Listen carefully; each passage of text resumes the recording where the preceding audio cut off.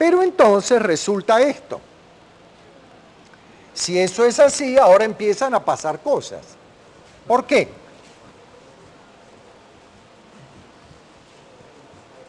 Ahora empiezan a pasar cosas porque esto no lo voy a borrar porque estoy muy entusiasmado. Esto lo puedo escribir así. La densidad por el volumen del gas, por el valor medio del módulo al cuadrado de la velocidad, es igual a 3 veces el número de moles por R por T. Ahora, ¿la densidad qué era? La densidad era la masa total, o sea, la masa total, que era el número de moléculas, por la masa de cada una sobre el volumen, esto es la densidad. La masa de cada molécula por el número de moléculas me da la masa total, dividida el volumen por el volumen, se me va el volumen, por el cuadrado de la velocidad media es igual a 3N R por T. Muy bien. Pero esto lo puedo escribir así.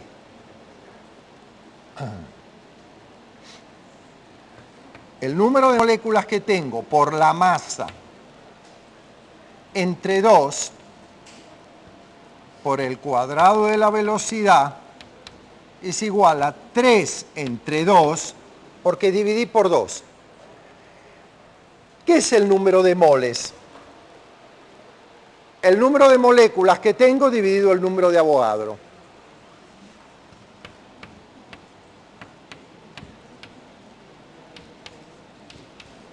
Ajá. Muy bien. ¿Y aquí qué me quedó? Me quedó una cosa importantísima. Me quedó que la energía cinética media de una de las moléculas de gas es igual a 3 medios de la constante de los gases sobre el número de Avogadro por la temperatura absoluta.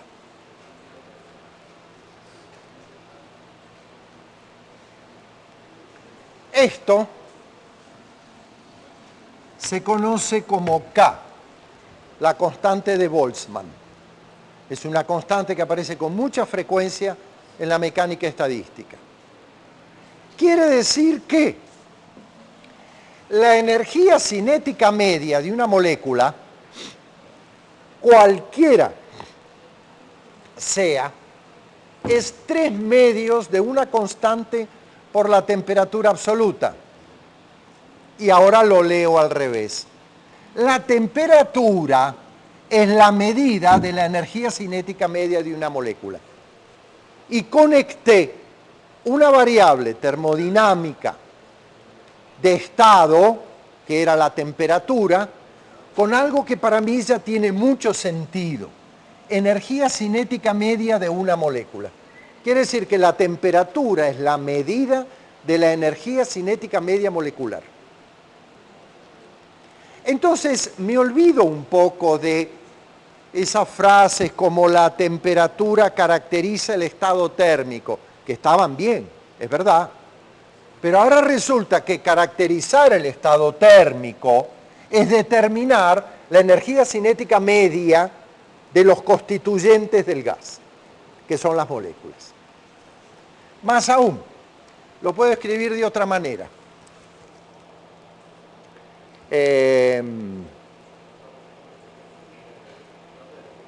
Si multiplico por el número de Avogadro,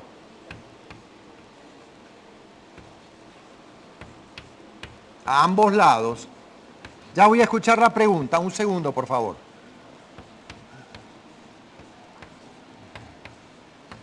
Si multiplico por N0 a ambos lados, ¿qué me queda acá?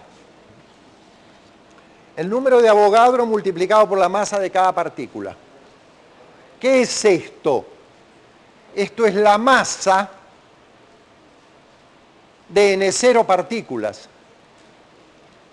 Si cada una tiene masa m y hay 6 por 10 a la 23, entonces la masa total es esta. Quiere decir que esta es la masa del número de Avogadro de partículas, o sea, la masa de un mol. Es esto. Si tengo un mol, tengo 6 por 10 a la 23 partículas. Si cada una tiene masa m, esto es la masa molar de ese gas. Entonces, un medio de la masa molar por el cuadrado por la velocidad cuadrática media es igual a 3 medios de RT. Y este resultado es tan extraordinario como este. Dice que un mol de cualquier cosa, los químicos tenían razón con su deseo de caracterizar los comportamientos en función de los números de partículas. Un mol de cualquier cosa tiene la misma energía cinética media que un mol de cualquier otra cosa. Y esa energía cinética media depende solo de la temperatura absoluta. Entonces, la temperatura es la medida de la energía cinética media de una molécula y la temperatura de la energía cinética media de un mol. Todos los moles de distintos gases a igual temperatura tienen la misma energía cinética media. No necesariamente la misma velocidad cuadrática media, pero sí la energía. Entonces resulta que la temperatura es la medida de la energía interna del gas, pensando, bueno, la asociación fue un poco rápida, asociando que para mi gas la única manera de tener energía es energía cinética. Entonces aparece algo que enriquece mi descripción termodinámica, porque esto ya no es más una cosa ahí media vaga que caracteriza el estado térmico. Esto lo que caracteriza es la energía cinética media de una molécula y caracteriza la energía cinética media de un mol de gas. Entonces la temperatura aparece, y guárdense este concepto, como el indicador para un gas ideal del estado térmico, en el sentido que el estado térmico es la medida de la energía cinética que almacena el gas y que cambia, obviamente, con este parámetro que es la temperatura. Bien, yo esto ya lo había dicho en la clase anterior, pero lo volví a hacer porque es importante enfatizarlo. Muy bien.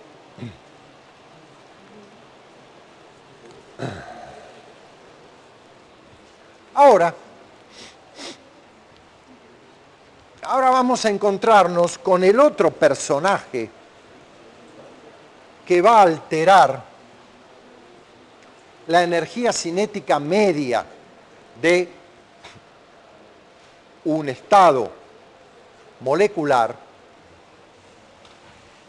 El otro personaje termodinámico que se llama el calor.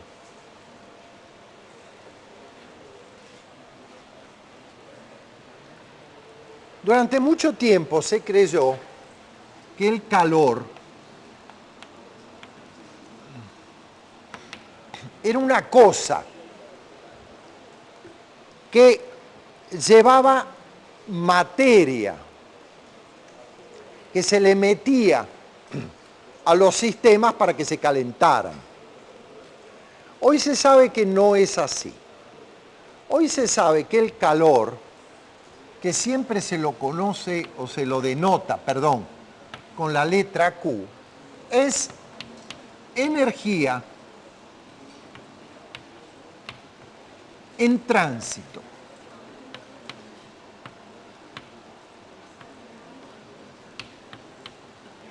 Quiere decir que cuando yo tengo un cuerpo a cierta temperatura, agua, a temperatura T0, y tengo aquí otro cuerpo a temperatura T1 mayor que T0 y lo dejo caer, ¿qué ocurre? Al cabo de un cierto tiempo, cuando se alcanza el equilibrio térmico, aquí se llega a una temperatura T2 que es menor que T1, mayor que T0, y el cuerpo está aquí adentro y todo está en equilibrio térmico. Entonces, yo tengo un cuerpo con un cierto estado térmico, tengo un sistema con otro estado térmico, caracterizado por la temperatura. Si los junto, el sistema alcanza una temperatura de equilibrio menor que la que tenía el cuerpo, supongamos caliente, mayor que la que tenía el baño, supongamos frío, y esa temperatura de equilibrio proviene del hecho de que ha habido calor en tránsito. Dicho en otros términos, al sistema le entró Q. El calor, entonces, aparece como energía en tránsito. No es algo que la materia tenga guardada, no. La materia lo que tiene guardado es energía en forma de energía cinética o, en el caso de moléculas que no son pelotitas, que rebotan, la puede tener también almacenada en forma de energía potencial. Pero esto es estado energético interno de la materia, caracterizado por la temperatura. El calor es energía que fluye, que entra, energía en tránsito. El calor no está aquí, ni está aquí, pero basta con que yo ponga dos cuerpos con distinta temperatura en contacto para que haya un flujo energético entre este y este. Y eso se llama el calor. Si es un flujo energético, debe tener alguna relación con la energía mecánica, la que yo conozco. Efectivamente la tiene. La tiene. Un señor que se le ocurrió una experiencia, a ver cómo dibujo esto.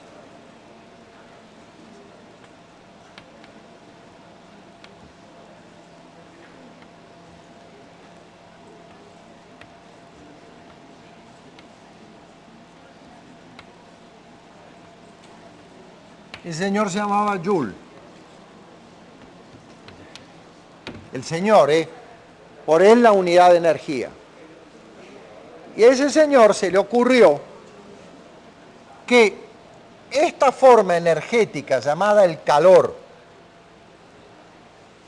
que fluye entre cuerpos de distinta temperatura, tiene que tener algún equivalente en forma mecánica y uno tiene que poder calentar sin necesidad de recurrir a cosas calientes. Entonces hizo este experimento.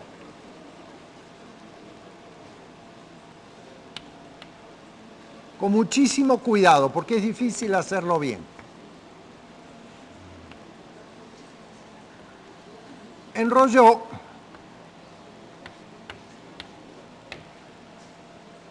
alrededor de un eje una cuerda, puso dos cuerpos de masa M, los dejó caer. Al caer, estas hélices agitaron el líquido, puso aquí un termómetro y observó el aumento de temperatura del líquido producido por la agitación mecánica. Es una experiencia muy difícil de hacer, porque hay pérdidas, y las pérdidas son difíciles de cuantificar. Pero cuando la experiencia está bien hecha, muestra que todo el trabajo mecánico que se mete aquí adentro genera un aumento de temperatura que permite equilibrar o comparar las unidades de trabajo mecánico con las unidades de energía térmica o calor. Las unidades para el calor se definen así.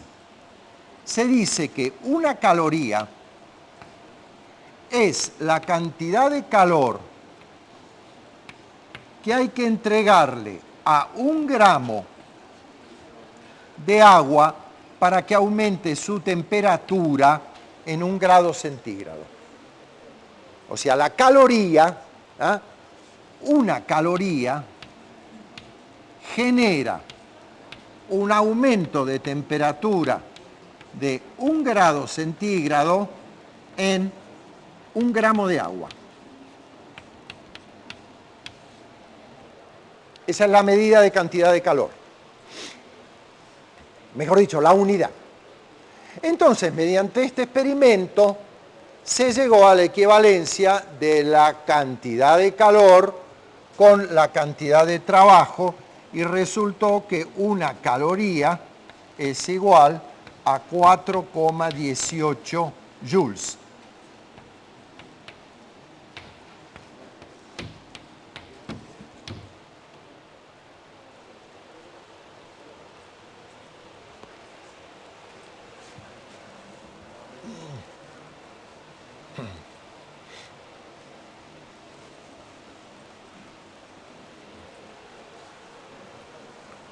Y a partir de esas unidades uno puede definir C, el calor específico.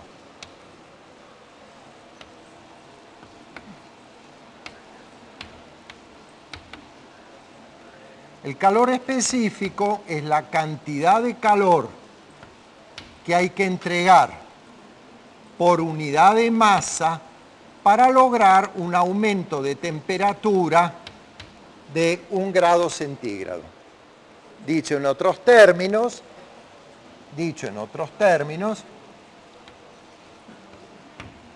la cantidad de calor que ingresa en un cuerpo de calor específico C y masa M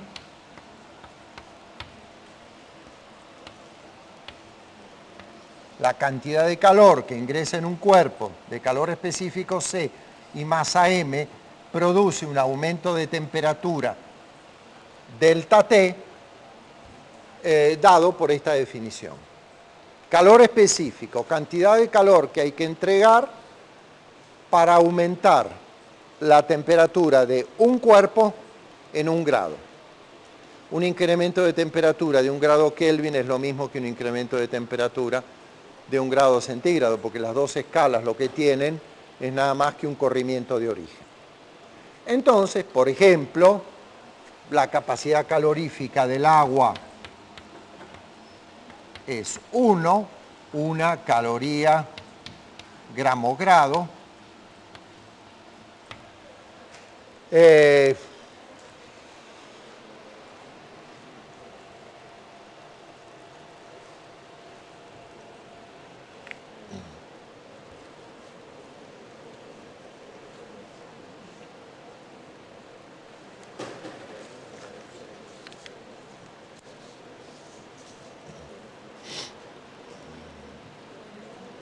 Bueno, a ver, no tengo aquí.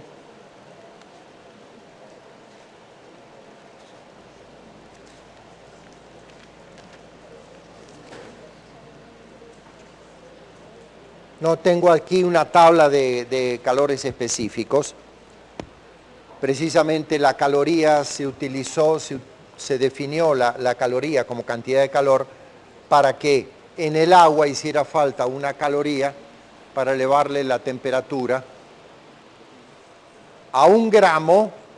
1 gramo de agua es un dedalito de 1 centímetro de lado en 1 grado. Bien.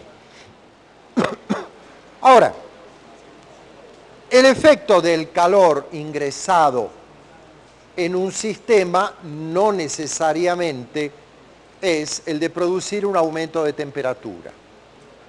El calor, que es energía en tránsito, recuerden, el calor no está en el cuerpo, sino que se transfiere por la presencia de diferencias de temperatura. El efecto del ingreso del calor no necesariamente es el de aumentar la temperatura. Existen casos en los cuales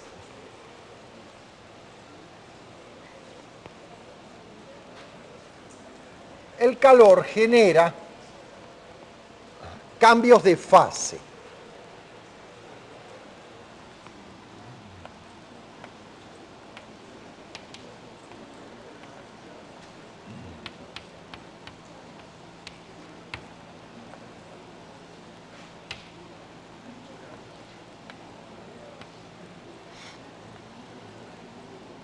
Agua, cristales de hielo.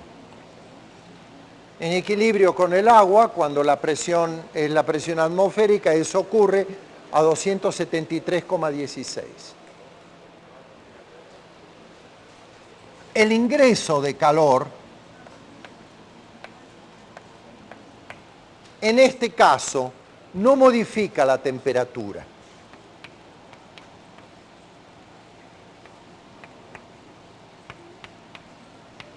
Sino que genera un cambio de fase. El ingreso de calor da lugar a que una cierta masa de hielo se funda y pase de agua en el estado agregado hielo a agua líquida. Ese calor se llama el calor latente de fusión, que es la cantidad de calor que hay que entregar para fundir m gramos de sustancia. ¿Ah? O sea, la cantidad de calor que tengo que entregar, calor de fusión, para fundir m gramos es la masa que voy a fundir por el calor latente de fusión. En el agua, este calor de fusión en el agua es casi 80, no exactamente, déjenme ver. Es muy grande, es 79,6.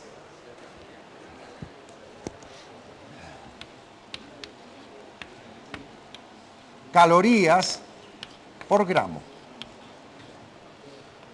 Quiere decir que si yo tengo una mezcla de agua con hielo y quiero fundir el hielo, tengo que entregar casi 80 calorías, que son como 320 joules, para fundir 1 gramo de hielo. El proceso, fíjense bien, se produce a temperatura constante.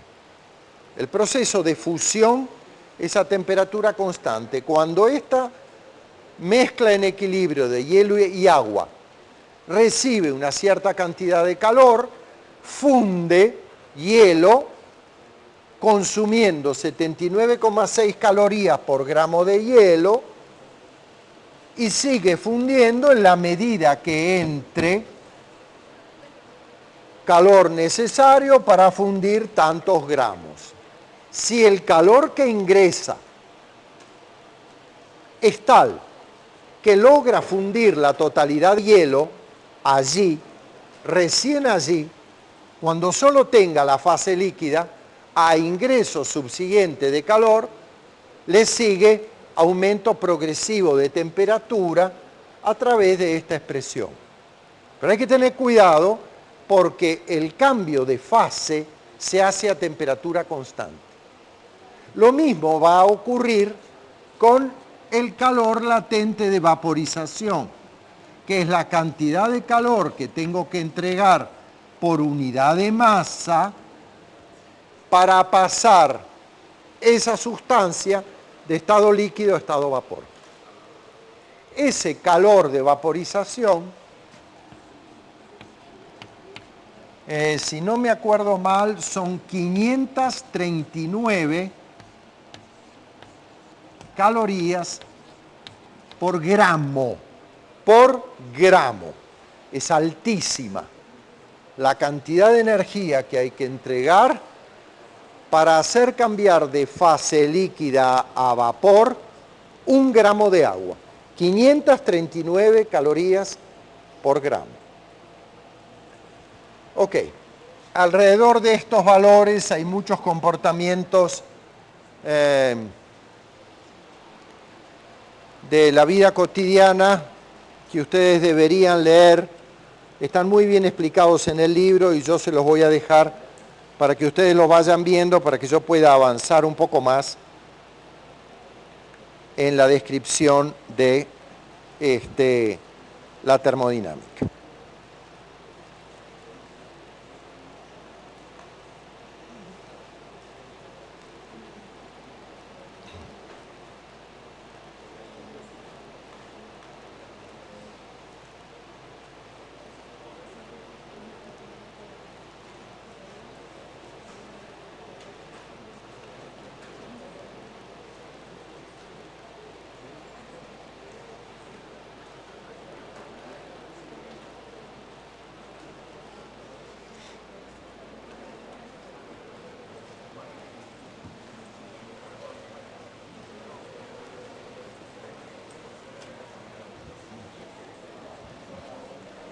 Antes de seguir adelante con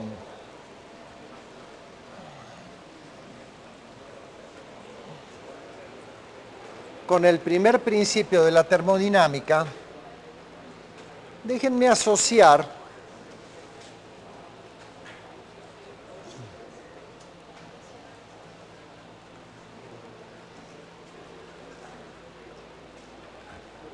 la unidad de calor específico.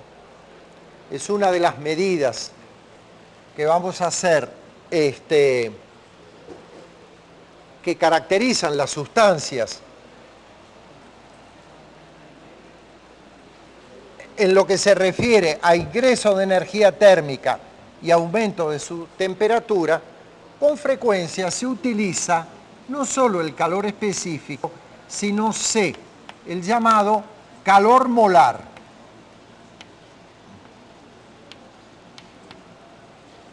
A diferencia del calor específico, que es la cantidad de calor que hay que entregar por unidad de masa para lograr un aumento de temperatura de 1 gramo, el calor molar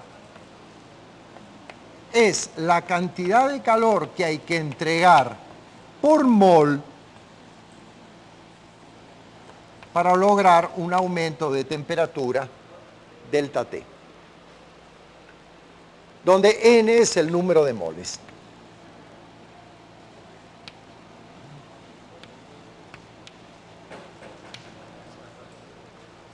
Como el número de moles es igual a la masa de sustancia sobre el peso molecular, de ahí va a salir la relación entre el calor molar y el calor específico. Con frecuencia vamos a utilizar más el calor molar que el calor específico. El calor molar es la cantidad de calor que hay que entregar a 1 mol de sustancia para que aumente su temperatura en 1 grado.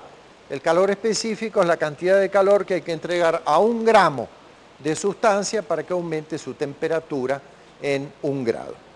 Bueno, voy a dejar entonces para la próxima clase la introducción del primer principio de la termodinámica. Un momento. Alguien me preguntó, me dijo, que yo eligiera problemas adaptados del libro de Young y Friedman, del capítulo 19, que es el de primer principio de la termodinámica. Entonces tengo 40, 41, 42, 43, 44, 45, 46, 47, 48, 49.